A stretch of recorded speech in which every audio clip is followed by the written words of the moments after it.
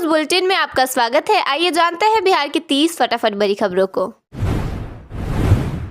निशांत से जब सीएम बनने को लेकर सवाल किया गया तो उन्होंने इस पर सीधे जवाब देने से बचते हुए कहा कि उन्हें अपनी मां की बहुत याद आ रही है और उनकी कमी महसूस हो रही है। उन्होंने कहा कि अगर वह रहती तो अच्छा होता।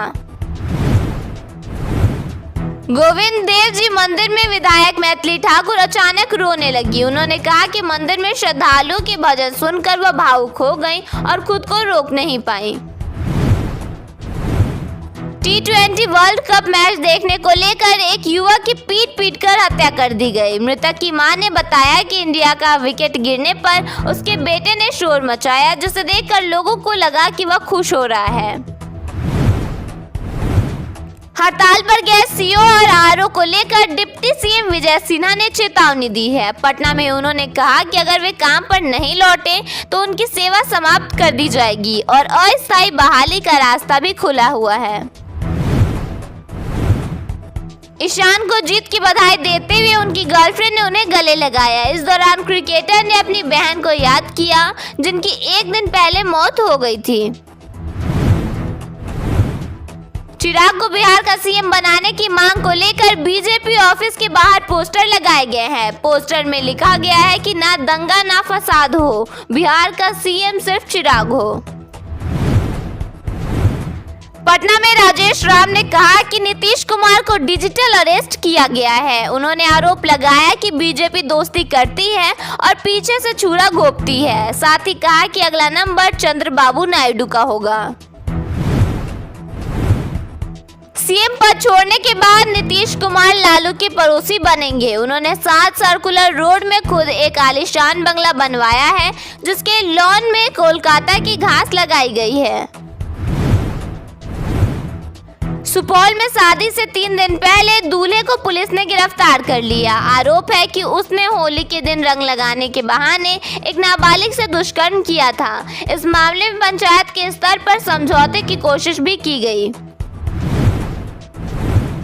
नालंदा में जमीन विवाद को लेकर फायरिंग की घटना सामने आई है, जिसमें एक महिला घायल हो गई। आरोप है कि कुछ लोग घर में घुसकर मारपीट करने लगे और लाठी डंडों से हमला किया। घटना से जुड़ी अपराधियों की तस्वीरें सीसीटीवी में कैद हो गई हैं।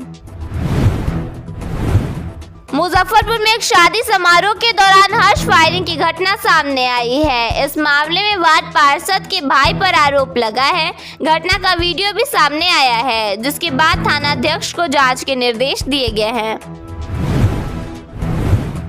बेगूसराय सिविल कोर्ट को बम से उड़ाने की धमकी मिली है। ईमेल के जरिए भेजे गए संदेश में साइनाइड गैस और ड्रोन हमले का जिक्र किया गया है। इसमें लिखा गया है कि दोपहर 1 बजे से पहले धमाके होंगे।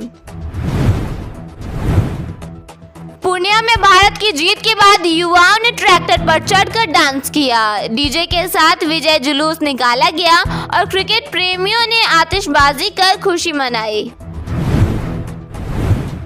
बिहार के 18 जिलों में बारिश को लेकर येलो अलर्ट जारी किया गया है। मौसम विभाग के अनुसार 24 घंटे के दौरान तेज हवा, बादल, हल्की बारिश और वज्रपात की संभावना है। बांका जिले की 3 लाख से अधिक जीविका दीदियों को अब छोटे कारोबार के लिए निजी माइक्रो फाइनेंस कंपनियों के पास नहीं जाना होगा। बिहार राज्य जीविका निधि के माध्यम से उन्हें 2 लाख तक का लोन महज 1 हफ्ते में मिल जाएगा। इसकी पूरी प्रक्रिया ऑनलाइन होगी। निजी माइक्रो फाइनेंस कंपनियों या नॉन बैंकिंग संस्थानों से ज़्यादा ब्याज पर लोन ले लेती है। बाद में कर्ज वसूली का दबाव इतना बढ़ जाता है कि कई तरह की प्रताड़ना की खबरें आने लगती हैं। इसी समस्या को जड़ से खत्म करने के लिए बिहार राज्य जीविका निधि साख सहकारी संघ का गठन किया जा रहा है। पटना जंक्शन अब यात्रियों को मेट्रो और एयरपोर्ट जैसी आधुनिक सुविधाओं के साथ सुरक्षित यात्रा का अनुभव देने जा रहा है। रेलवे प्रशासन ने स्टेशन की सुरक्षा व्यवस्था को पूरी तरह बदलते हुए नई एंट्री प्रणाली लागू की है।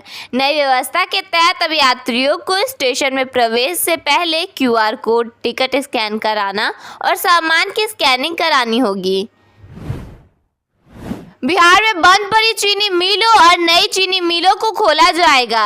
इसके साथ ही राज्य में गन्ना उत्पादन को भी बढ़ावा दिया जाएगा। उद्योग मंत्री दिलीप जायसवाल ने सोमवार को गन्ना औद्योगिक सेमिनार के दौरान यह ऐलान किया है। उद्योग मंत्री दिलीप जायसवाल ने यह भी कहा कि गन्ने की खेती करने से किसानों को काफी फायदा होता है। इसमें खर्च भी कम आता है और खाद पानी भी कम लगता है। बिहार के गोपालगंज जिले में राज्य का पहला ऑटोमेटिक गुड़ निर्माण प्लांट शुरू हो गया है। करीब 15 करोड़ रुपए की लागत से बने इस प्लांट में रोजाना 100 टन गन्ने की पेराई होगी। इससे न सिर्फ गुड़ उत्पादन बढ़ेगा बल्कि इलाके के गन्ना किसानों के लिए आय के नए अवसर भी खुलेंगे। बिहार म्यूजियम और पटना म्यूजियम को जोड़ने के लिए टनल का निर्माण किया जाएगा। इसकी लागत 542 करोड़ रुपए है। सीएम नीतीश कुमार ने जल्द ही निर्माण कार्य पूरा कर लेने का आदेश दिया है ताकि यहां घूमने आने वाले लोगों को और ज्यादा सुविधा मिल सके। बिहार सरकार ने असिस्टेंट प्रोफेसरों की नियुक्ति के लिए नया ड्राफ्ट स्टैट्यूट 2025 तैयार किया है। अब बहाली सिर्फ इंटरव्यू से नहीं बल्कि 160 अंकों की लिखित परीक्षा के आधार पर होगी। चयन में लिखित परीक्षा को 80% वेटेज मिलेगा और अधिकतम आयु सीमा घटाकर 45 कर दी गई है। शिवार में मुख्यमंत्री उद्यमी योजना के तहत ऑनलाइन आवेदन प्रक्रिया शुरू हो गई है। यह योजना युवाओं को स्वरोजगार और उद्यमिता के लिए प्रेरित करती है। चयनित लाभार्थियों को उद्योग स्थापित करने हेतु 10 लाख रुपए तक की प्रोत्साहन राशि दी जाएगी। मुख्यमंत्री नीतीश कुमार के बेटे निशांत ने सोमवार को कंकड़बाग स्थित मंजू सिन्हा पार्क में अपनी मां की प्रतिमा पर माल्यार्पण किया। इस दौरान वह भावुक नजर आए और कहा कि मां की बहुत याद आ रही है। उनका आशीर्वाद हमेशा उनके साथ बना है। औरंगाबाद जिले के दाऊदनगर परिषद क्षेत्र में करीब 4.19 करोड़ रुपए की लागत से मटेरियल रिकवरी फैसिलिटी और विंडरो प्लांट बनाया जा रहा है। यहां रोजाना आने वाले कचरों को वैज्ञानिक तरीके से अलग कर रिसाइकलिंग के लिए तैयार किया जाएगा। बिहार के दूसरे सबसे बड़े इंटरनेशनल हॉकी स्टेडियम का निर्माण पटना में किया जा रहा है। स्टेडियम का निर्माण कार्य अंतिम फेज में है। मार्च महीने में ही इसे पूरा कर लेने की संभावना जताई गई है। हॉकी स्टेडियम की लागत लगभग 8.44 करोड़ रुपए बताई जा रही है। पटना केंद्रीय मंत्री चिराग पासवान के पोस्टर लगाए गए हैं। लोजपा रामविलास की तरफ से चिराग पासवान को बिहार का मुख्यमंत्री बनाए जाने की मांग की जा रही है। साथ ही यह भी कहा जा रहा है कि अब वक्त आ गया है युवा मुख्यमंत्री बनाने का। बिहार के डिप्टी सीएम सम्राट चौधरी ने पुलिस को आधुनिक बनाने के लिए 50 हाईटेक ड्रोन खरीदने की घोषणा की है। इस पर लगभग 24.50 करोड़ रुपए खर्च होंगे।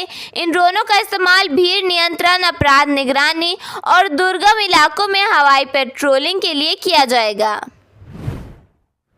समस्तीपुर के नगर थाना क्षेत्र के बहादुरपुर में सोमवार को दिन दहाड़े जर्दा कारोबारी से 4.20 लाख रुपए की लूट की घटना हुई। 3 हथियारबंद बदमाश एजेंसी में घुस गए और वहां मौजूद लोगों को हथियार दिखाकर डराया। इसके बाद बदमाश नकदी लेकर फरार हो गए।